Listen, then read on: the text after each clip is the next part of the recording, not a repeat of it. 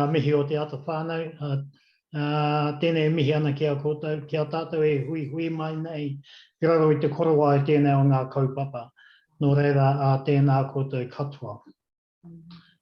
Ue a wairea, ka titiro ake au ki te tihi kahuraki o aoraki mauka ariki, e tātai mai rā ki runga i ka mānia o ka pākihi wakatekate o Waitaha. Ka taki tū te ui o Ngaitahu, ki runga i te waka tipuna a Māui tiki a Taranga. Aua kia eke panuku, eke tangaroa, haumi e, hui e, a tā iki e. As President of Association of Visual Pedagogies, it is my utmost pleasure to welcome you to the summit. The topic of responsible visual ethics is very close to the heart of our society and has been since its formation now over 7 years ago. Our vision is to create a dynamic, inclusive community where curious and critical engagement with visual pedagogies is both supported and promoted. Such engagement is not only pedagogical, theoretical, and artistic and fun, but it is also highly ethical. Visual images are ubiquitous in all our lives. They entertain, illuminate, illustrate, provoke, frustrate, perhaps manipulate the way we see the world. And as educators, as researchers, as artists, as some of us here are, how we present the world to others. Over recent years, we have witnessed, probably also, if we're honest, promulgated the increasing use of video to capture events, chronicle lives, represent or perhaps distort meaning. The shifting sands of the image in new and recently heralded spaces such as the metaverse, the rise of fake news and the increase of public journalism, film or activism and art take us far from traditional, perhaps even I would argue now naive approaches to ethics in the academy and perhaps beyond.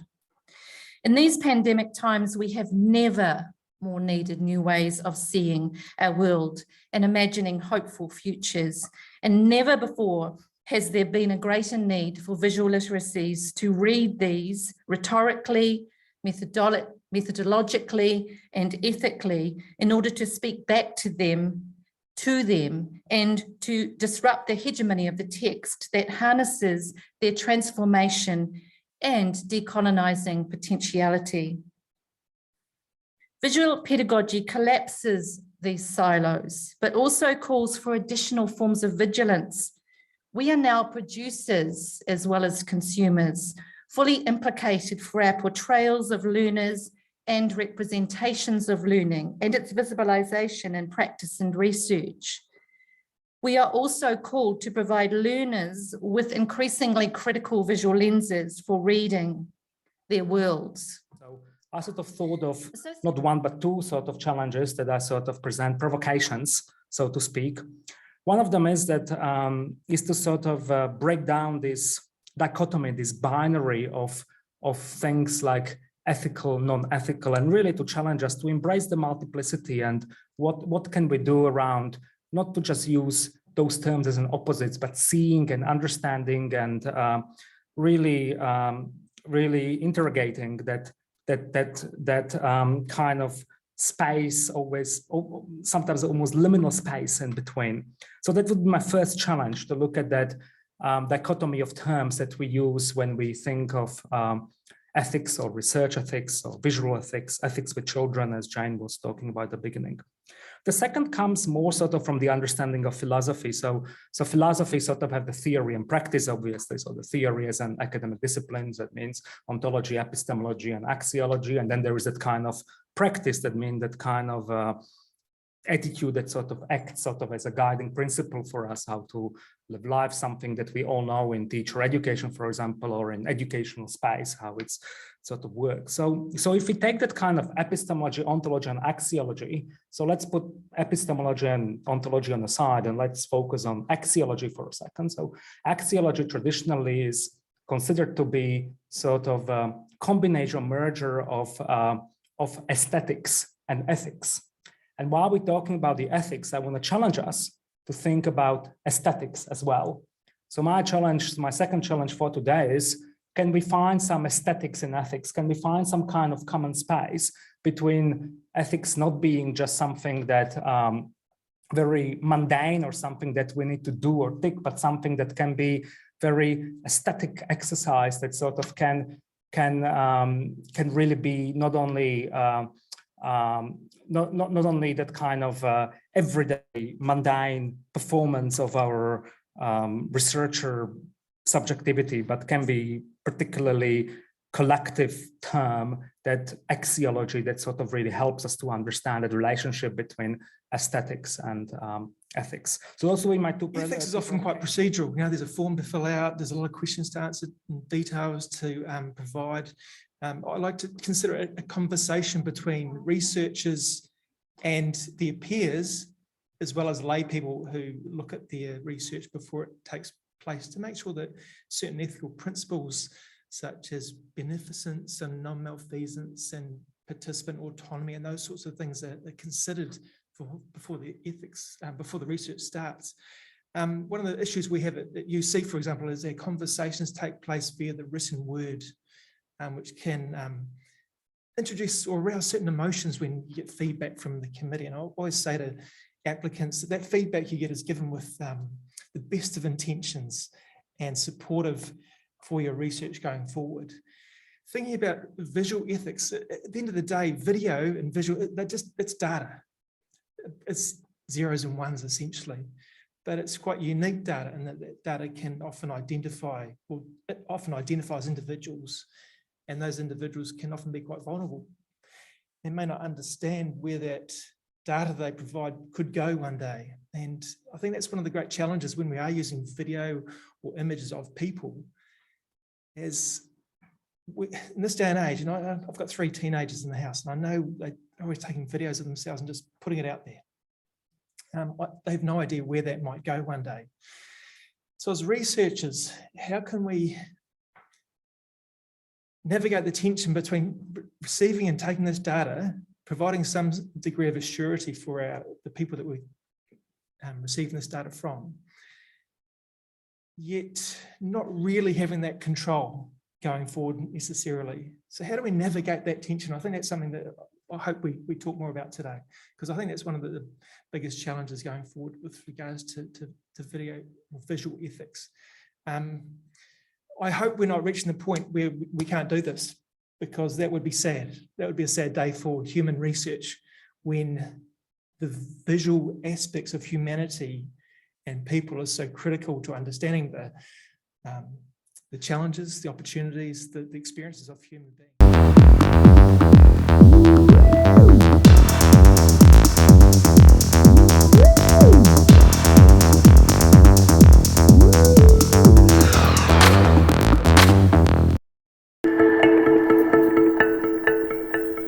Jane, thinking about researchers working in visualities today, what are some of the most challenging ethical issues they're confronted with? So many. There's issues that are new, and there are also residual issues. The new issues come about through the relationship between the visual and things like social media. We now see in places like Twitter and Facebook, and also in open access publishing, the unleashing of visual information in all sorts of places that we can no longer have a sense of control over.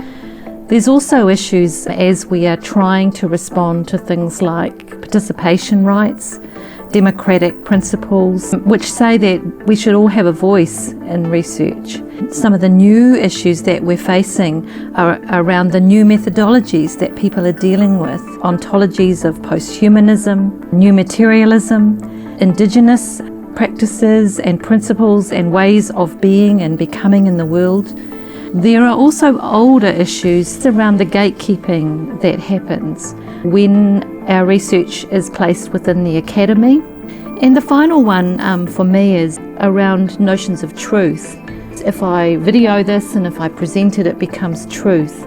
We're now moving beyond that methodologically to ask researchers to take a much more reflexive approach, asking them to account for not only the methodologies that they use to portray the ideas, but also to answer for the fact that they are a perspective They are not a truth. They are taken from a certain angle. They are viewed with a certain audience in mind. And when held in the wrong hands, of course, then that becomes a danger, an ethical red flag, if you like. And I think one of the big challenges for ethics committees is that ever-expanding research fields that is presenting new ways of doing things, new data, new sources of data, and how do we ensure that research that takes place in that domain is done with integrity, that risks are understood from the get-go, and that potential pitfalls are identified and considered as that research is designed and prepared. Yeah. And I guess one thing that ethics committees bring to the discussion is quite broad experience from prior cases. How do we make sure the research takes place with consideration for potential risks and malfeasance and those sorts of things? That's a great word. Yeah, I said it properly for a change. So it's the risks, but also the opportunities, I guess, that we're trying to really bring out for this summit that we're proposing around visual ethics. Come on down. Yeah, come on down. So we're hosting it here at UC. You know, who are you hoping will get along? People who are both researchers in this space, educators in this space, and obviously research ethics committee members. Yeah, so yeah. I look forward to the discussions. I think they're important ones. I'm grateful for this opportunity to share some reflections on visual ethics in research involving young children. These reflections are based on my team's experiences in international collaboration through a project called ISEED, International Study of Social and Emotional Early Transitions. This project focuses on children's transitions in early childhood education and care settings in 6 countries: Finland, New Zealand, Australia, the United States, Brazil, and Scotland. The leader of the project is Professor Jane White. One central legislative constraint that has guided our attempt to share and publish images in this international collaboration is framed by the GDPR, the European Union's General Data Protection Regulation, and more precisely, the GDPR's principle of protecting data subjects' rights. The right to privacy was written into the Finnish constitution even before the GDPR, and local legislation on the use of personal data has reflected this principle. But with the GDPR's introduction, we've sometimes experienced changing interpretations of how this principle should be understood in research. When we started our data collection in 2016, we asked the teachers and guardians of the children we were studying to decide whether their children's images could be published in research reports, and if so, whether they should be blurred out. Today, the interpretation of research participants' privacy rights is stricter. No images of children can be published even if their guardians give permission. So the legal framework protects children from their guardians' decisions in research context more than other fields of life. This principle's implications are particularly clear when it comes to reporting study results. We've explored ways to blur or change these images. However, by changing the visual content enough to satisfy reporting requirements, we also lost some information that was essential to our data interpretation. That's why, so far, we've opted to describe the content of episodes only verbally, which has made our reporting far from ideal and very different from the visual information we'd prefer to publish. Now, another consideration that should be explored further concerns inviting children to produce images and videos by offering them cameras and phones to record their everyday life. Based on participatory approaches to research involving children, this kind of invitation should ideally support children's agency in research practices. However, yet another ethical challenge of personal data protection emerges. In the free flow of everyday, spontaneous encounters, it's impossible to apply formal procedures to obtain informed consent from everyone who appears in these images and videos. One tentative solution to this dilemma is to shift researchers' gaze away from actual images and visual data to focus on children's interpretations, narration, and accounts on the images they've produced. This solution can even open new avenues for interpretation. In this case, however, researchers' gaze is constrained by personal data protection principles and not by the research questions or ambitions.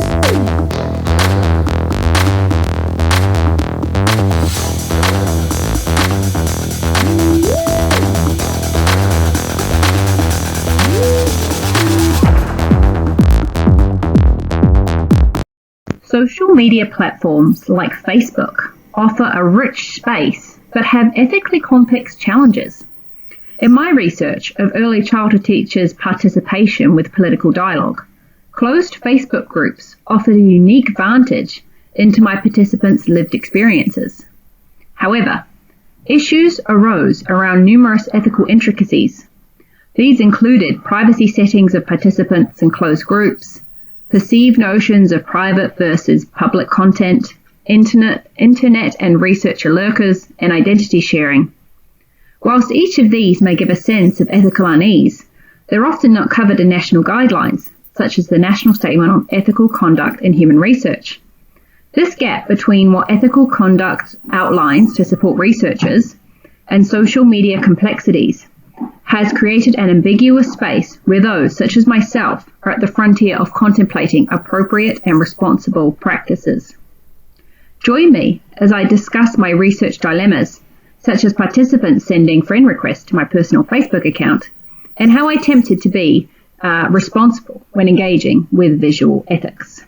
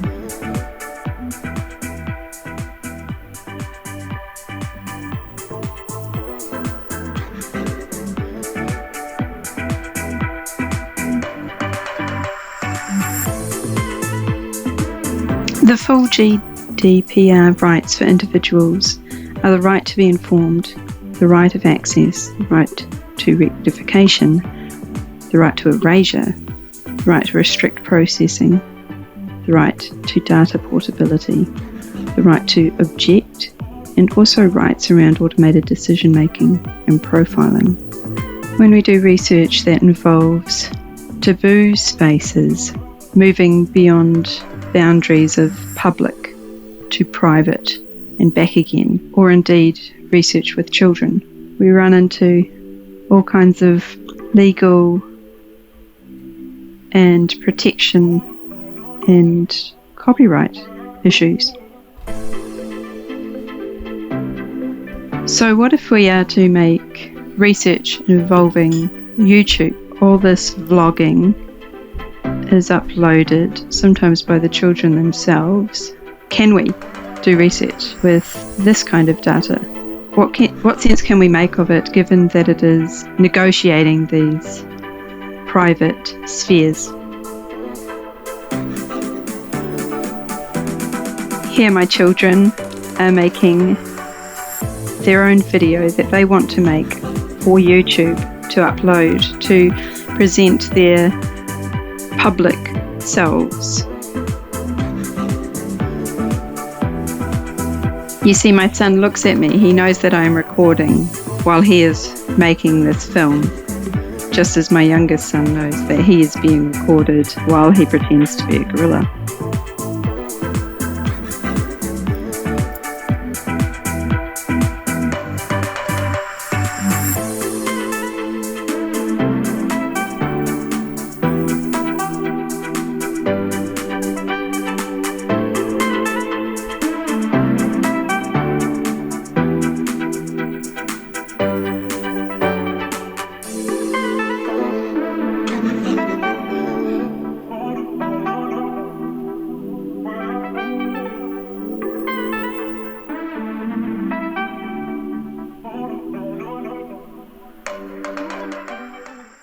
things, a little bit of a research around ethical consideration of biometrical data being gathered in virtual reality. I think that's something that's coming quite on top for a lot of researchers, and something that not many have considered yet, because it's such a new direction really for ethical considerations. I think that the ethical consideration is not just illusion. It's something that is real, and it will become much more real in the future, and maybe even today, I guess. So I'm not in favor of this, because I think that we have the rights to forget. So we also have the rights not to record our data. So I think that this should be as a accepted cookie or not. And if I don't want recording of me, they should respect it. Really grateful that you raised this question, because I think that we as a society and we as adults have failed the younger generation already in these questions. When you look at like their usage of social media and how it's tailored to like their needs and how addictive all these kind of things are, and we just let it happen because we also enjoy it, and we are also happy about like all the devices that we can use, that we are already very late to think about these questions. And when you talk about like collecting all that data and then like kind of controlling the behavior and providing even more content that is even more addictive, I think it's really last minute to think about these things. And I think your question how to do it in a way that doesn't restrict the experiences, but still enables really informed decisions on the side of the user. That's maybe something I think it will be really difficult to find a good balance, but it's definitely like, and I think it's really also the role of researchers and academics to have a strong voice in that. This is probably the most important thing for anybody who is a practitioner in the visual arts. During the most recent Facebook Connect or Oculus Connect conference, whatever we're calling that company now, I guess it wasn't Meta yet. They announced Meta at the end of it. They made a big announcement that Grand Theft Auto was going to be coming to the Oculus Quest platform, and there was a resounding sort of cheer amongst the groups out there. In my opinion, Grand Theft Auto should not be available in virtual reality. We should not allow children or adults to experience that type of gameplay in virtual reality. I believe we're at war for human cognition right now. And so I'm just very glad to be in these conversations. And if I could get high enough on a mountaintop to yell to as many people that would be willing to listen, we literally have to be focused on this right now. This is a very important topic. There was one of the papers I was reading earlier in the week that Philippa actually provided, was discussing the assessment of soft skills, again, an area that we're working in.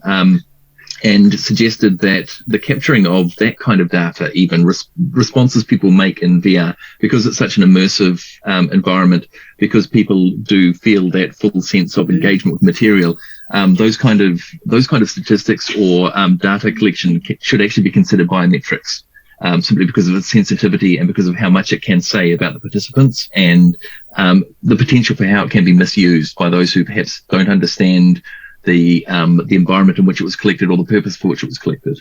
For me, I think about outside of the technology a lot of the time. So this isn't a problem for the technology to solve. This is a problem for society to solve. This is a problem for education to solve. This is a problem for, like everybody to be engaged with. Not that the technology has to be ethical. It's the way in which we use it needs to be ethical. And to do that, we see the disassembling of things like critical race theory in education in America. Here we haven't quite got to that. We've just introduced a great new, New Zealand histories curriculum, which hopefully leads us down the path of thinking about things like Indigenous data collection and all of those sorts of things.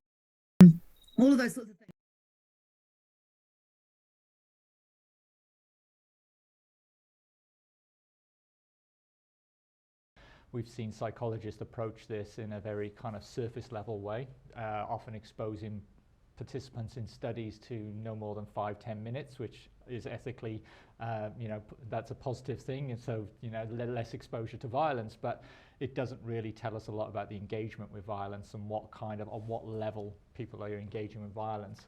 So in order to do that, my research in particular, and the work that I've done over the last 10 years, has been interested in what the player experience is and how do you go about sort of measuring player experience when someone's fully immersed in playing a game. Do you sort of tap them on the shoulder and bother them every 5 minutes?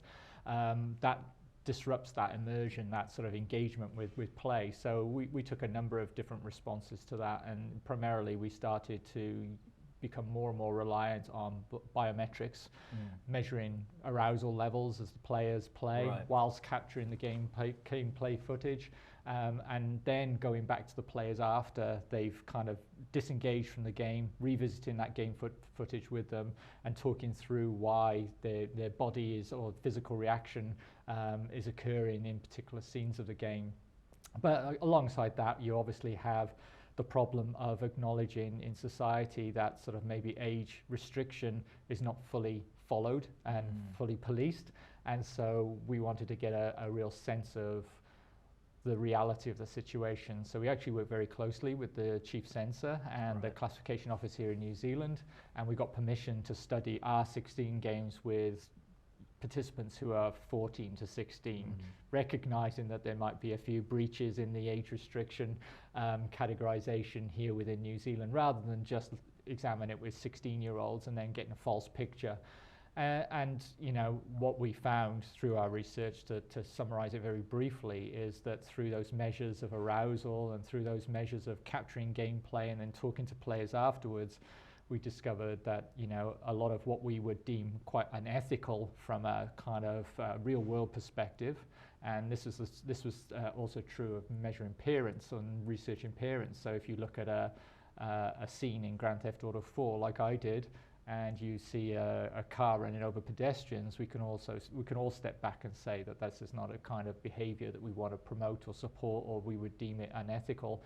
And yet there's a ludic dimension. There's a way in which it's kind of comedy relief. It's a way in which it's kind of supports how the player is out of control and can't control a car, rather than actually something that's kind of motivated by some sort of nefarious, sort of desire to hurt or maim or kill someone. And so even parents saw the comedy value of that. And so we kind of started to tease the codes that are operating here. And basically, I would argue that games appropriate violence and incorporate those into its own kind of rule systems and values.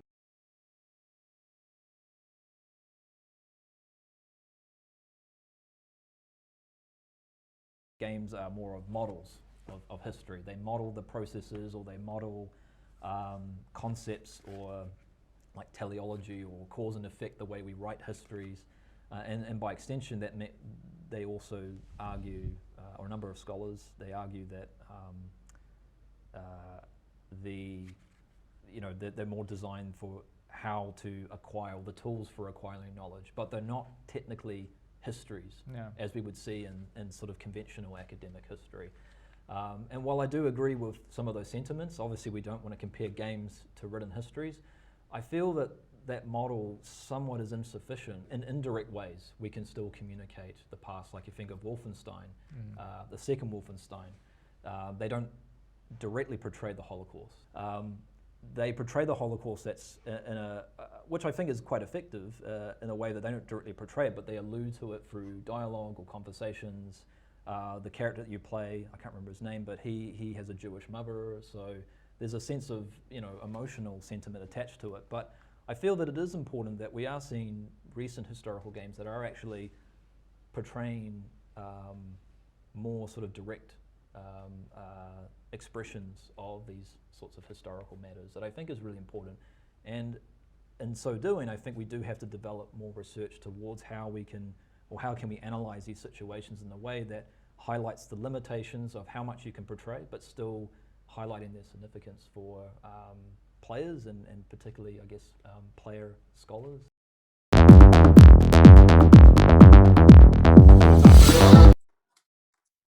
He mihi tēnei kia koutou I runga anō I te aho tango te wā. Kia ora rā. Kia ora rā ki a koe te rangatira, kia ora rā mō tō whakawhanaungatanga. Mō reira, kia ora. So my name is Carl, and I'm just going, today I want to talk about, or offer the provocation, and that the title of it really was something that I came up with last night that's been sitting on my mind for some time now since the Mātauranga Māori and science debacle erupted. The name of this particular short presentation is Mā te katoa e kite ai, which means through the all we see, or another way of putting it is the all will see, ALL. And what occurred to me with the Mātauranga Māori and science issue was that a number of Mātauranga Māori proponents were saying that we have science, or that they are the same thing, because we observe universal laws and so on, and we have phenomena that we can, that will obey those universal laws, and we knew about that. But something that occurred to me was that we hadn't really discussed what the notion of sight was to begin with, what it was to observe. And the question arose with me, are we representing a Māori notion of sight in this particular debate? In other words, do we think of sight, along with all the other senses, as preferably a spiritual event rather than simply a human act? And an ethical move might be for Māori to redefine all our categories and phenomena, and sight would be one of these phenomena. So there's a massive job, not just in relation to sight and the visual, but in relation to all other things that we have to, as part of a counter-colonial process, redefine and recategorize what we've taken for granted so far, and sight is one of those things. So currently we don't question what sight is, but it's important because it sits within the following overall projects, which, I've always deemed to be important for Māori philosophy and Māori counter-colonial discourse. The first one is to restructure our phenomena in light of Māori, or life force. And the second thing is to recategorize our phenomena so that they are once more one, not fragmented. You would have often come across scholarship, particularly prolific around the 80s and 90s, which would say that the world is interconnected. That's what that relates to when I'm talking about one. Both these projects are important counter-colonial objectives for well-being of the environment and the self from a Māori perspective. So my theory in light of those two projects is that our act of seeing is not only derived from the spiritual realm, it is suffused with it. The interconnected world works within what we call sight. In fact, the interconnected world is sight for Māori. Our act of seeing is populated by the all. We look through the eyes of the invisible, all that has been and all that it is yet to come. Now, I've got some quotes here that I can't show you at the moment, but I can read them out to you, which directly relate to sight. We have to accept, this is Hedini Mead, we have to accept that a child is born with a wairua, and this wairua became a part of their existence as a person from the time the fetus developed eyes. And as we shall see, it continues to exist long after the death of the life they were attached to. So sight is immediately correspondent with the spiritual. Another quote here by Jess McLean, who is my colleague. I suspect a Māori sensorium to be very different, based not on a Māori worldview, but occurring within a Māori world, spiritual and metaphysical as well as physical. Māori cosmologies describe te whē, or sound, as the first percept, which occurs in the primal night. Rongo means not only to hear, but to taste, touch, smell, or otherwise perceive phenomena. These activities do not require the light, and indeed, rongo in all its forms may be heightened by its absence. So how can we engage with the all and the visual if other things are looking through our eyes, or if our eyes aren't our own? How can we do that? By representing anything either in the mind's eye or in front of us as if it were infinitely prismatic, throwing out shards of the all, which are not necessarily shards of light, but also darkness. In other words, we see through a glass darkly, as any one thing represents the all in its invisible as well as visible characteristics. And to conclude, we've possibly bought into the idea when we've been confronted with issues to do with sight as Māori. We've possibly bought into the Western notion of what sight is, not the one that I've talked about.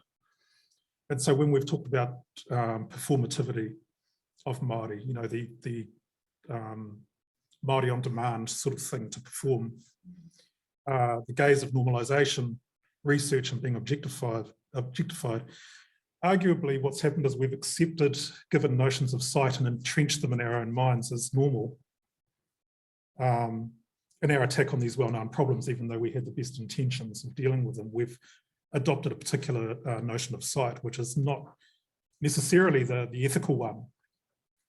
The bigger problem, though, is the idea that sight is neutrally defined. I work in e-learning and digital education, and I think one of the issues that I find that we're facing increasingly is what does it mean to be a learner and a teacher in an online space? What are the ethical issues of spaces like this Zoom that we're in at the moment for us as teachers and for our students? I'm thinking about issues around access and equity in particular, the requirement of video as high bandwidth usually, so it definitely participating in sort of synchronous video learning is something that affects students in different ways, and us as teachers. We know that bandwidth is not cheap and ubiquitous everywhere. But we've been finding, certainly in the sort of higher education space where I work, that a lot of students turn off cameras when they're participating in learning, and a lot of teachers get very anxious about wanting to turn the cameras on. And they think that's really important. But we know that for a number of issues of equity and access, that's not always a good thing, that we need to think about what does it mean to have your camera on? What does it show about your house, your family, the living and learning circumstance that you're in? We know that being online and watching faces is hugely sort of stressful for the brain, and you're processing just an awful lot when you're looking at faces and eyes all the time. So I think that's another issue that we need to think about. And then the whole issue of assessment and surveillance and the need to know that people are who they really are, and what does it mean? What does the video tell us that the face, you know, and the still image, and why do we feel underconfident about a person being there if they have a name on a screen in a black box, or whether it's a profile image? So I think the issue of teaching and learning online raises an awful lot of visual ethical issues that perhaps we don't necessarily think about. And certainly we might think about in a higher education space, but do we think what the impact is on our schooling space and students in secondary, primary and early childhood? At the moment for us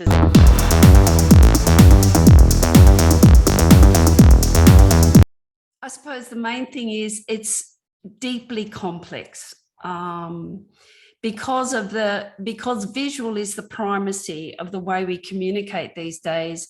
I would argue that while youth use images a lot, their symbolic and abstract reasoning is now narrowed, and they're far more good at photo bombing, the way photos can be manipulated. So they're very good at that space, but understanding all the other complexities of image usage, a little bit problematic. We talked a lot about the need for images to be understood for their specific audiences. And particularly we talked about the science medical illustrator kind of notion of how knowledge is transferred through the design of images these days. It's not reality, it's a designed image. So it's already a constructed kind of image. Then we got to the other end of talking about the Zoom interface, its illusional qualities, its quite compartmentalized spaces, and the lack of students to actually engage. So we talked about the on and off screen and engagement and disengagement in that space.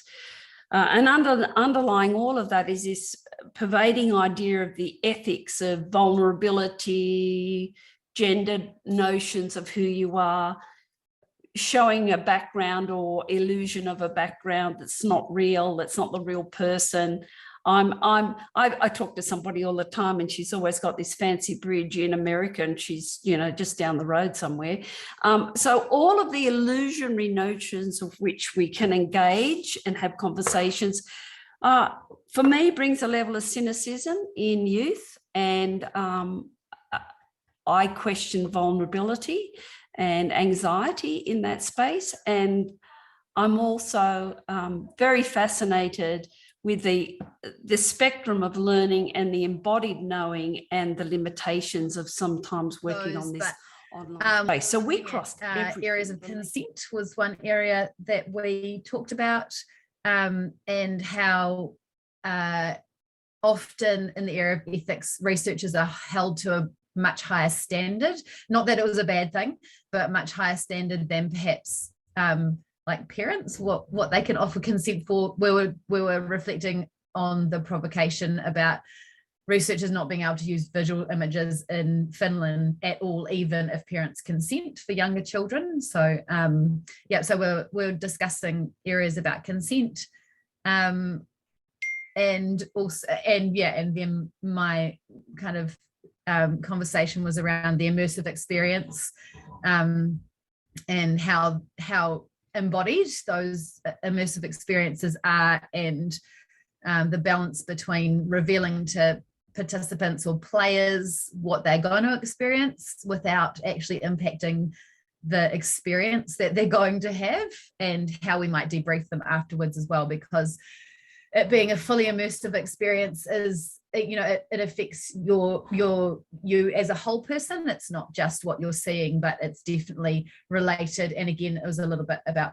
you know, related to Carl's provocation around sight as to what you're seeing and how that impacts your wider and you as a whole person.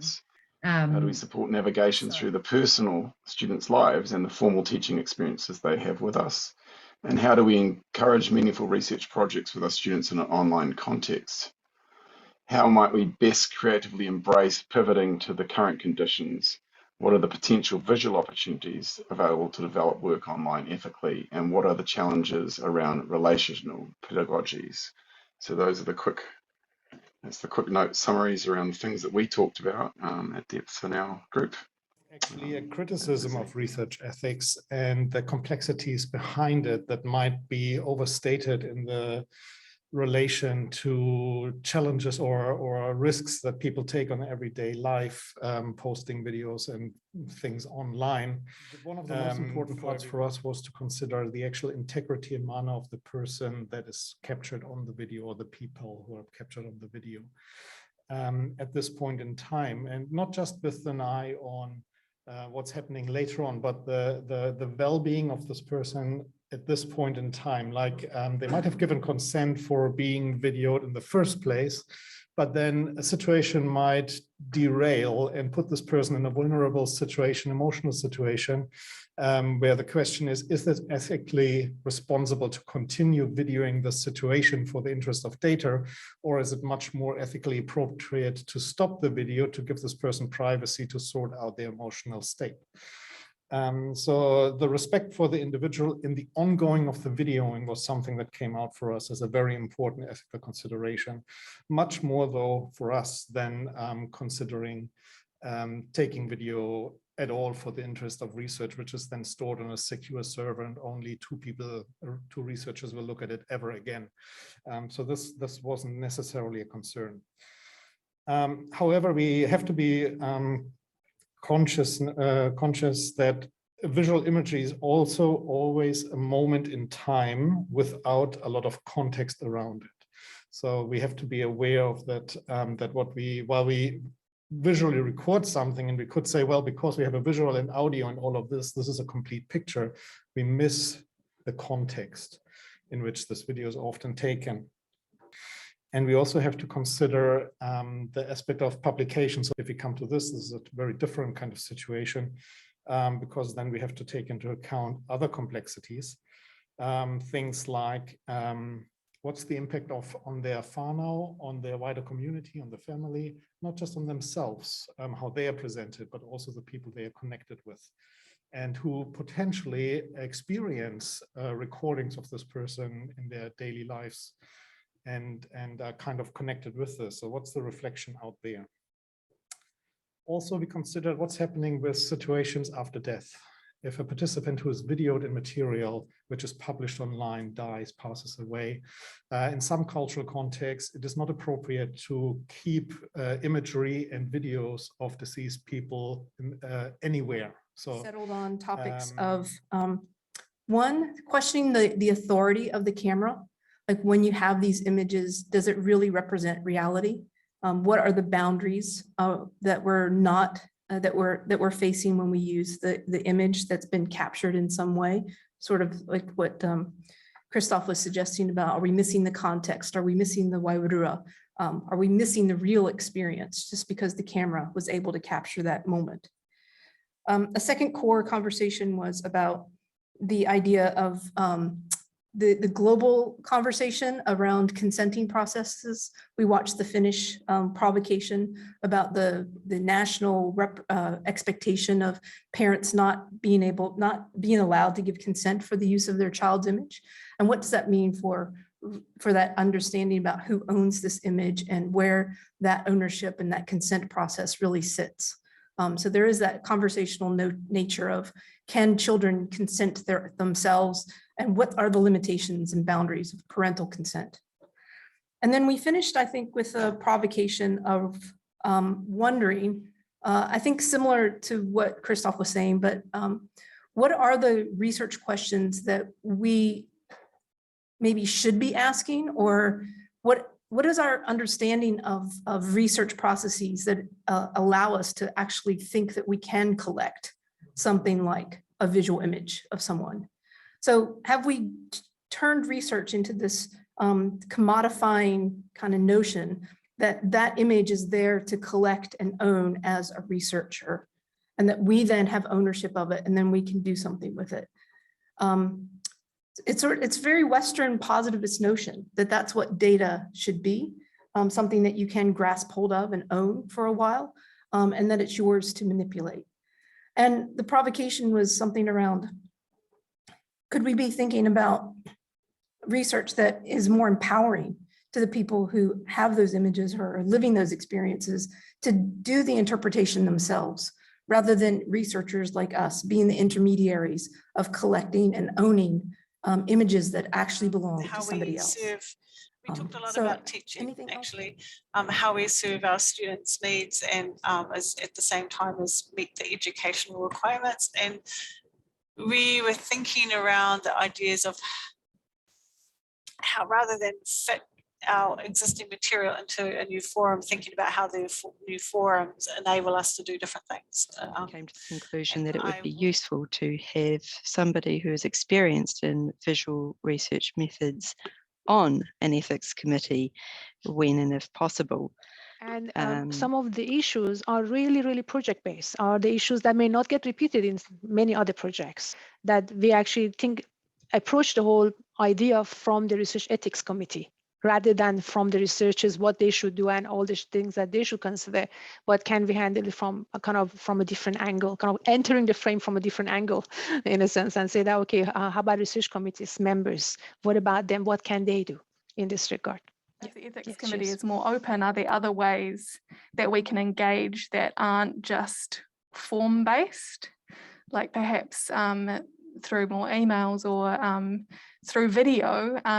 But then that brought up other concerns such as resourcing, whether that's monetary resource or people resource and time.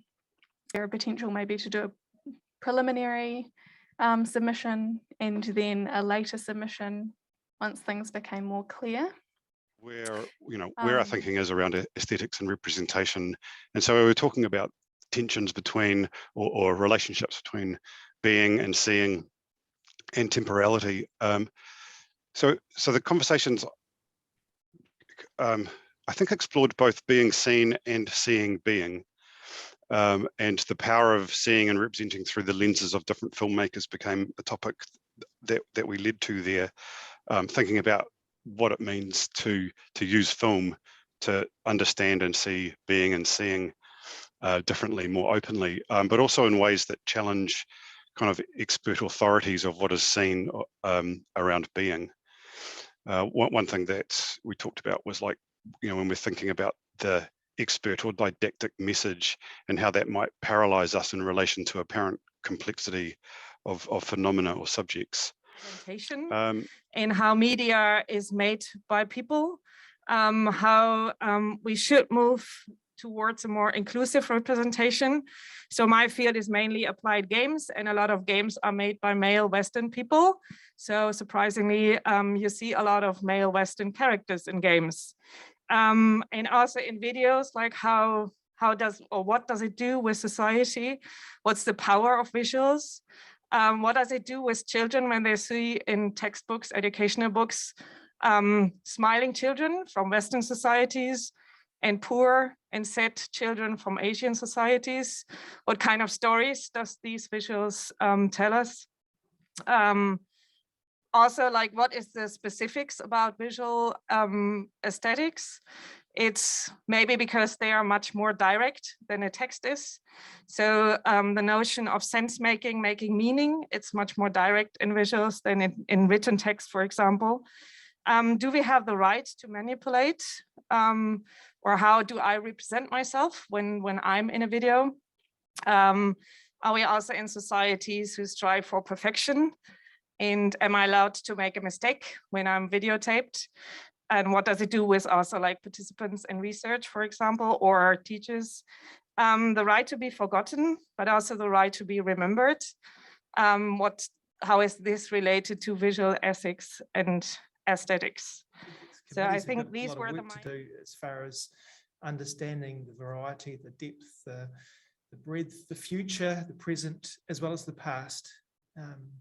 And moving beyond this notion of approval, and I always say this to people who apply for ethics approval at UC, we typically don't decline ethics applications, but we do ask for more clarity and increasing our understanding of what's anticipated, expected, and of course, natural, traditional ethics concepts such as what's the benefits, what are the risks, how are we taking care of people involved, how will we take care of yourself as a researcher in this space, what are we going to do with that information, who's going to see it, those sorts of things. But we do need to, I think, move beyond this notion of approval and say, we support the research.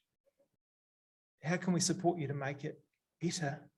And one of the things that I see coming out really strongly is this urgent need for us to engage with critical visual literacies, both ourselves in terms of our own teaching and research, but also how are we indeed supporting our students to engage in critical literacies? And how are we supporting them and ourselves to be answerable for the representations we make? I really liked the provocation that came from the online space about being seen and seeing being. And I want to add to that around notions of becoming, because the beautiful thing about the image is that it gives us being over time and allows us to look at all sorts of different dimensions within that in ways that text can't do. And I don't think we fully really understood that yet. I see there's a lot of work to be done there.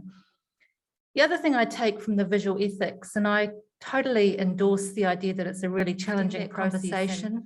I'm sad to see that committees are so jolly busy, as we're hearing, that they can create space and that we can create space for what really constitutes a pause between thought and the image.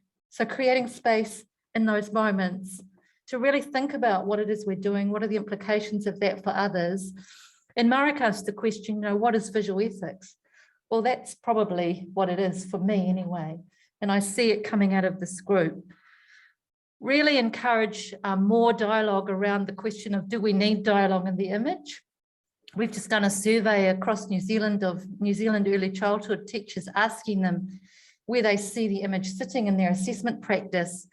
Over 80% of our responses are saying that the image is taking primacy in their assessment activity. So I think we really have to be really up front and centre in this area. The idea that is more necessary, and how might we work with existing visual representation as data, and are we making this too complicated? Or I want to flip that, are we not making it complicated enough? I really want to leave you with that. Is that the question, what is visual ethics? really cannot be answered in this space, but it can generate a lot of questions, a lot of discussions, and across the whole day, what I've learned is that there was no debate that I was part of that was not philosophical. We're offering a special topic of the Video Journal of Education and Pedagogy on this very topic, and I'm hoping that many of you who have contributed today will think about contributing a visual article. So just so you know, for those not familiar with the journal, is we're promoting video in itself, and here's your opportunity to actually play around with the concepts of how far do you want to give primacy to the visual over the image, because we're open to having videos instead of articles, or articles which are text and image combined, and variations in between. Brill, who is the publisher who we work with, are in the process of beginning the promulgation of some ethical guidelines around the concepts that we've been playing with today. So I'm really interested in hearing from people as a result of today. If you would like to join us as a society, we're a Scopus journal, keen to develop a community of practice around these ideas. What I finally want to say is this is just the beginning.